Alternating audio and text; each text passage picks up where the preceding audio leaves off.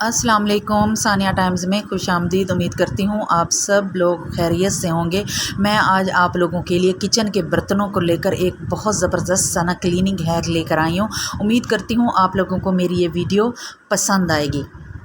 मैंने एक बाउल लिया है, उसमें मैंने डाल दिया है जी ब्लीच। ये वो ब्लीच है जो हम अपने वाइट कपड़ों को धोने के लिए ना इस्तेमाल करते हैं। और साथ में मैंने इसमें डाल दिया है ये सर्फ़। मेरा ये जो सर्फ़ है ये खुला सर्फ़ है, ये बहुत अच्छा सर्फ़ है। और इसके साथ मैंने डाल दिया है 2 चम्मच बेकिंग सोडा, मीठा सोडा, और साथ में लिक्विड सोप। अगर लिक्विड नहीं है तो आप लोग दूसरा सोप भी थोड़ा सा ना मेल्ट करके डाल सकते हैं। और फिर मैंने इसमें डाला है जी ये सिरका।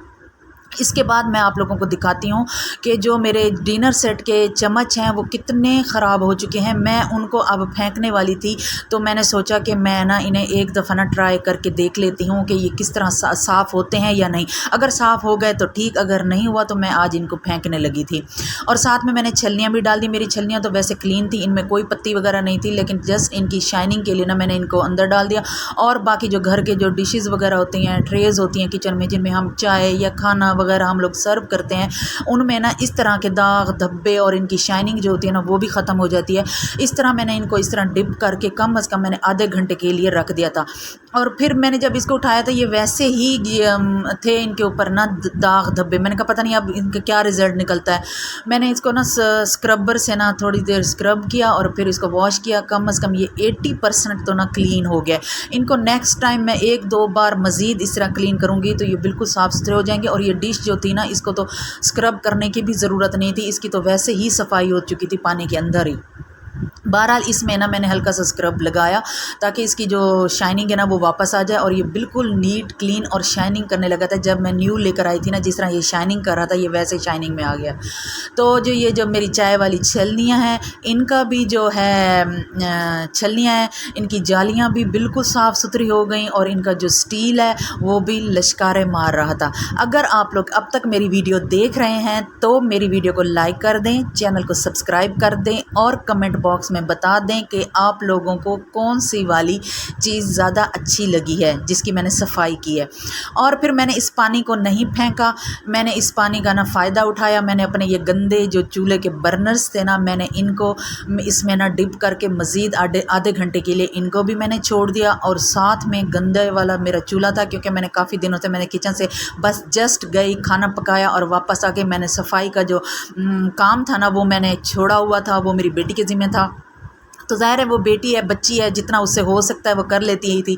तो अब वो स्कूल खुल गए हैं तो वो स्कूल जाने लगी हैं, तो मैंने सोचा कि मैं एक दफ़ा ना ज़रा अच्छे से सफाई कर लूँ किचन की, ताकि मेरे लिए ना थोड़ी सी आसानी हो जाए।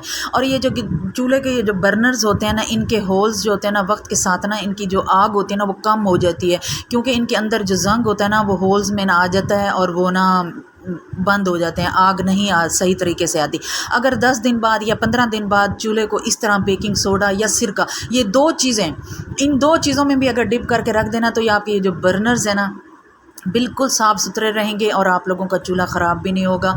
ये बिल्कुल साफ़ सुथरे हो चुके थे। आधे घंटे के बाद मैंने उठाया था, इन्हें थोड़ा सा स्क्रब किया। आपके सामने है ये किस तरह चमक रहे हैं। चूल्हे पे भी मैंने बेकिंग सोडा और सिरका डाला हुआ था और ये बिल्कुल सॉफ्ट हो चुके थे। इसके जले हुए निशान मैंने हल्का सा ऊपर और है ना लेमन मैक्स ऐड किया और फिर इसको मैंने ना साफ़ कपड़े से ना धो लिया। जी अगली जो मेरी ये हैक है ये है इस जली हुई इस इस्त्री को लेकर, जो कि अचानक ही ना तेज़ हुई पड़ी थी और ना शुक्र है कि कपड़े बच गए। जो नीचे बेडशीट बिछी हुई थी, चादर बिछी हुई थी, कपड़ा बिछा हुआ था, उसका सारा धब्बा है ना इसके ऊपर जम गया। और फिर मैंने साथ में ही फ़ौरन ही मैंने क्या किया कि स्क्रबर लिया और इसको मैंने ना इस तरह हल्का हल्का ना हल्की हल्की गर्म थी आयरन, तो मैंने इसको रब करती गई और ये बिल्कुल नीट एंड क्लीन हो गई और इसने दोबारा कपड़े भी नहीं जलाए।